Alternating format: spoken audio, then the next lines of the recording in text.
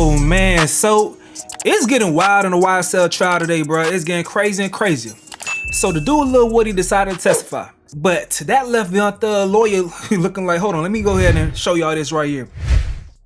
That's his lawyer being taken to jail. Why is he all of a sudden willing to testify? Take Mr. Steele into custody, please. This is Young Thug's lawyer being arrested. I'm gonna tell y'all what. Hold on.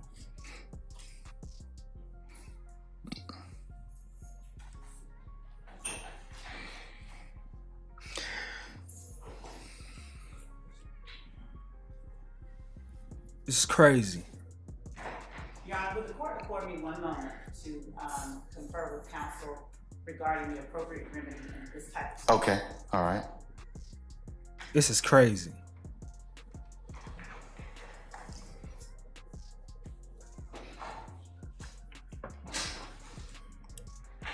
May I say one thing, Your Honor? Yes, sir, you certainly may. Mr. Williams does not wish to go forward without me being here. You are removing me against his will, my will. You're taking away his right to counsel.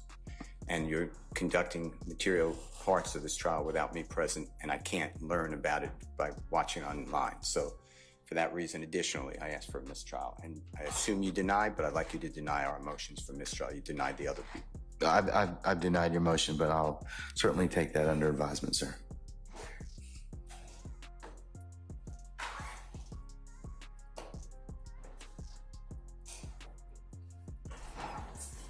We're going to be in recess for the next 5 minutes.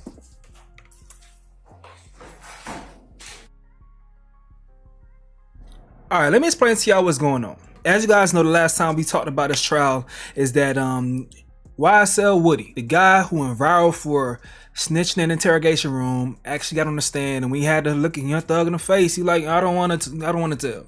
He ended up getting arrested. Today, he decided, I'm gonna go ahead and testify. They brought him in with the shackles on his hands and everything. He's going to testify today. Woo-de-woo-de-woo. Now, in the midst of the testimony, Brian Steele, Young Thug's lawyer, comes and says, I have evidence of coercion between you, the judge, and the state, convincing Woody to testify. The judge like, nigga, how you know that? How do you know that? Brian Steele saying, I ain't going to tell you how I know. Just know that I know. But the judge like, who told you this? So the judge is alluding, saying that the only person that could have told you this is Woody's lawyer. And if you guys remember, the last time we covered this situation, Woody's lawyer was accused by the state, the prosecution, of, working with Young Thug and YSL lawyers to get Woody to not actually cooperate. And that's why he went to jail, X, Y, and Z type shit. So bring us back to this point where we at right now. The judge is saying, who told you? If you don't tell me who told you, I'm going to hold you in contempt, meaning take you to jail. If you don't tell me who told you. Brian Steele like, I'm not telling you. But the fact is, you took part in an ex parte conversation, communication, and that's not cool because I wasn't present for that. The judge basically just walking around that fact like, who told you though?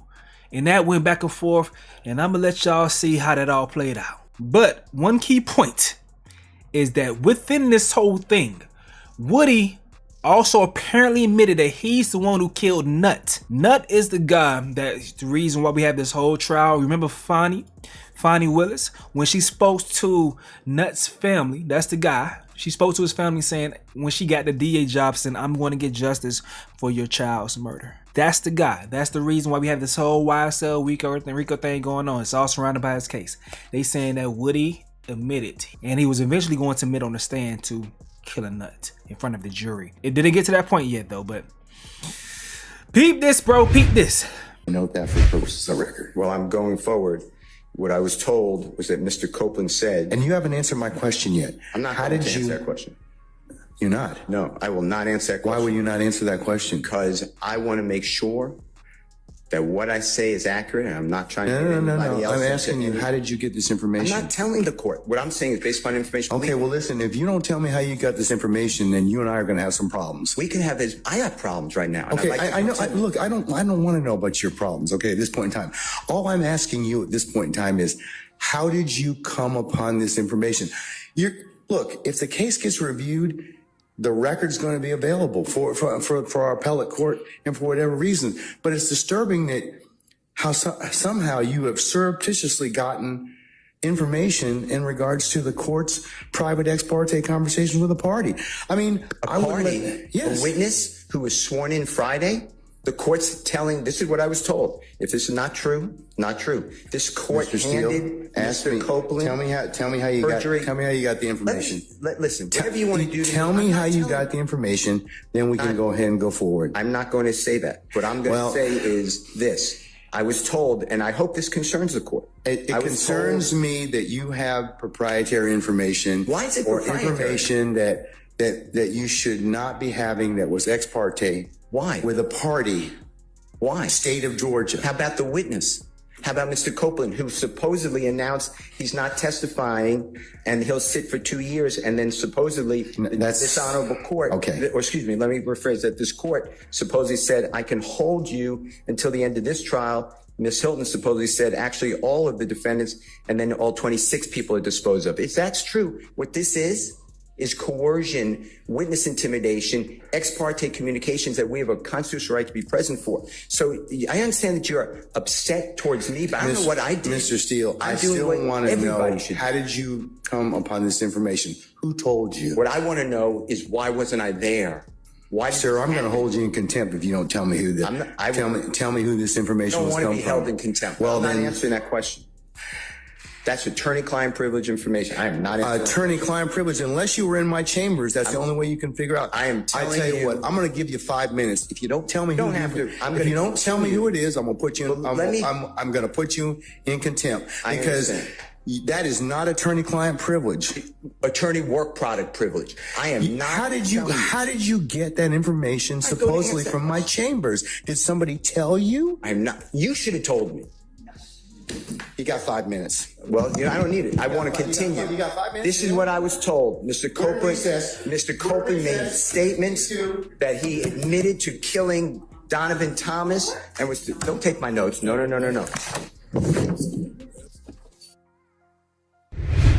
All right, man. Thanks for Thugadeli keeping us updated. He also has this right here, bro. So he said this is like an 8-minute portion. He says this is going crazy. I had to clip it all to 8 minutes because the judge almost put Steele in jail 3 more times. The judge is dead wrong for this. Y'all peep this. Let me know what you think, man. Anybody that's like focusing on y'all law, study law, or is an actual lawyer, let me know what you think about what's going on. Is the judge wrong or is Brian Steele wrong? Let me know what y'all think.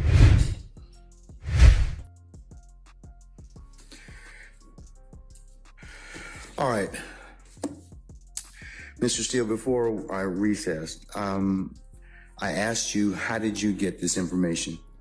And it is not covered by work product. There's only one way you could have gotten it. So I'm going to ask you again.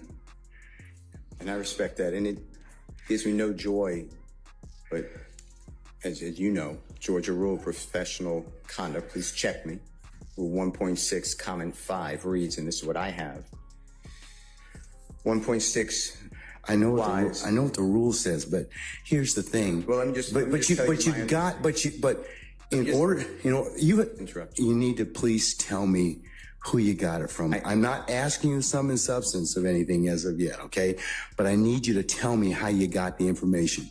If you don't tell me how you got the information, I'm going to hold you in contempt. I understand, and I don't want to be held in contempt. And I don't want to hold you in contempt, but this is so sacrosanct to have a conversation in my chambers parroted to you and others. It is that serious. Yeah. And that's why I raised it. It is that serious that we should have been there and it shouldn't have happened. Sir, that's a whole separate issue. And that's why ex parte conversations are recorded. Why would it be ex parte? You're acting like it's ex parte under seal. It's ex parte. It's ex parte because that's what the state asked me to do. It's just like when you asked me for an ex parte conversation. I've never asked this honorable court or any court to meet with me and a witness. Sir, you're straying off the issue. I'm not. The issue is how did you get this information? I understand the issue. I promise you I understand it. But what I'm trying to ask you is, if you look at comment 5, this is how I understand the law. You cannot you can't violate something and then use privilege. Okay? I'm not violating anything. Okay, but that's why I'm saying, how did you get their information? But just listen to what I'm trying to tell you. You're See, you're threatening me with the contempt. privilege would occur. The privilege in 1.6 would occur if you were in the right place, right time to begin with. You weren't. Let me tell you. I'm just reading from it. But if I'm reading it wrong, I'm not trying to. It says 1.6 applies not merely to matters communicated in confidence by the client, but also to all information gained in the professional relationship, whatever its source. So you're asking me to break, you're ordering me, maybe, you're asking me, I'm not saying you're ordering me, but to give you information, and you're saying it's not substance, but I'm telling you I can't do that under the bar rule. All right, well, I'm going to hold you in contempt. And you can think about it. 5 o'clock today, we'll see where you are at that stand on that point. Because no, that's not what I understand the rule to be. I've not asked you sum and substance of what was said. I asked you how you got it. You can't do that. Yes, you can, because I have an idea how you got it. Well, your idea. I have an idea how you got it, but that's improper, sir. Your idea may be wrong, and you're asking me to listen. I told you the first time. And I'm not sure. I don't want to hold you in contempt, but this is that serious, Judge. You cannot eavesdrop and get information that was not meant for you to hear at that particular point in time. Judge, listen and listen. I'll do whatever you want till 5 o'clock or thereafter. But what I'm trying to tell you is, Your Honor, this is so serious to me. We need a hearing, and I'm moving for a mistrial. It is my understanding, based upon information belief, from whom? Part of it. From whom? Well, I'd like to get the substance first, and then we can. Okay, well, then you'll be in custody until then, because you need to tell me how you got the information. I'm not asking you what was said. You've already kind of given us some snippets of what you said. That tells me that somebody parroted that information to you. So, but you're assuming something because I told you already. Well, then, other than if you were sitting, unless you were sitting in there with a recorder or Miss Love or Miss Hilton or one of the deputies gave you that information, or Miss Weaver shot you a rough copy of the transcript, there's only one other person that's left. Well, Your Honor. And if that person gave you that information or shared that information with you, she probably violated privilege. Well, let me tell you two things. One, I don't know how that is a privileged communication. It shouldn't have been. Well, it's because she has a client she's supposed to represent. Who are you talking about? But anyways, I'm not going to have I'm not going to have any further conversation with you about this. I want to know, the question still remains. I want to know who gave you the information? I'd like to know what information happened outside our presence. That's really it. He can go into custody at this point in time. I think that the court needs to again declare a mistrial based upon. Okay, and I'm going to deny your motion. I'm going to deny your motion. I understand that you spoke with a witness outside of our presence. And whenever, yes, I had an ex parte conversation, which is appropriate. And you influenced the witness based upon information belief, and I'd like to have that all on the record. All right. I mean, I don't know why that's so hard to do. If nothing happened bad, that's fine. But you're acting like, tell me who it is and don't talk about the substance. Why can't we have an issue that was outside of presence? It should not have been. Because you got some information that you shouldn't have gotten. Why? Well, that's for another day. But why? Okay, why that's for another day. In the first place, I didn't know about this stuff. That's for another day. So I raised it as soon as we found out about it. Well, I gave you the case I'm relying on. I assume you read it. If you didn't read it, you should read it. It's a material part, a critical part of the case. When a judge speaks with a witness outside the presence of the accused, the court has said it's right there in Division 2. Okay. That is a material or critical part of the case, and it's an automatic reversal. Mr. Steele. But you're acting like it's Mr. Steele, that is not that is not the case when somebody discloses information in a ex parte conversation that one of the parties lawfully asked me to hold. You're not supposed to have communication with a witness who's been sworn. You know that I'm not telling you. I'm just saying, if you read I'm assuming you read it. That's what it says. And you did it supposedly. The state wishes to be heard. You said it supposedly. Yes, Your Honor. And what I'm trying to get to is why did that happen outside of presence? And I need to have I'm respectfully requesting the transcript that you mentioned to be given to us so we could really understand it. And then anything that was not on the transcript, if anything, that we understand what happened outside our presence. Okay. And now you have put it where somehow I have to reveal, and I told you the first time, I'd be breaching 1.6. And I know you're assuming something. I don't think you're breaching 1.6. You can't hide behind 1.6. I'm not hiding behind anything. You can't hide behind, yeah, but the thing is, I think you got this information. Somebody disclosed it to you, and that's the only way you could have gotten it. What I got. Because unless you're sitting there, you're eavesdropping. So you can't use something ordinarily that you had no business getting to begin with, and then stand on, well, hey, we didn't give you the information, or that a party didn't give you the information.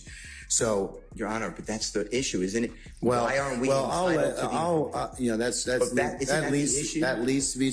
leads to be told. But right now, we don't know why we were excluded from that. Mr. Steele, and I want that information because Mr. Williams' constitutional right on the Georgia Constitution. Just stop at this point in time, because Article 1, because you've already said that.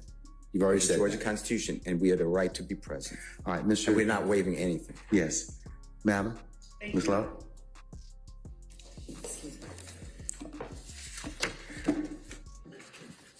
Okay, so we got some lawyers right here, shout out to Thuggadeli once again, got these lawyers speaking on the situation. So this person says, whoa, Brian Steele is now confronting Judge Glanville about an ex parte conversation between a judge, the DA, and a witness. Steele says this violates the Georgia Constitution. Judge Glanville wants to know how he found out. Steele refuses to say.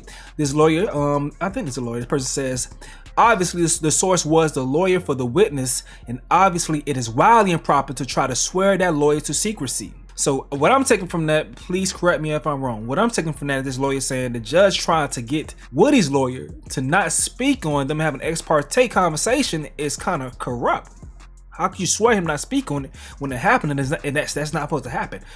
So this dude says, I know literally nothing about this case, but how could a judge have an ex parte with the DA? The judge seems to concede that it was an ex parte conversation with the DA to persuade the witness to testify. And it strikes me that they didn't want Brian Steele there because he would have correctly objected to it. How does that not instantly end whatever case this is? If this case ends, it's going to be because another court steps in, I suspect. Oh, wow, this shit is wild what's going on, man. But that right there catches y'all up, man. Thug's lawyer is in jail. What the hell, bro? All I know, I think if he does get convicted, the appeal gonna be interesting. But with all the shit that went on here, I don't know, bro. But y'all gotta let me know what y'all gotta say in the comment section below. I'm gonna go ahead and get up out of here though. This has been another update with Stace. Yo.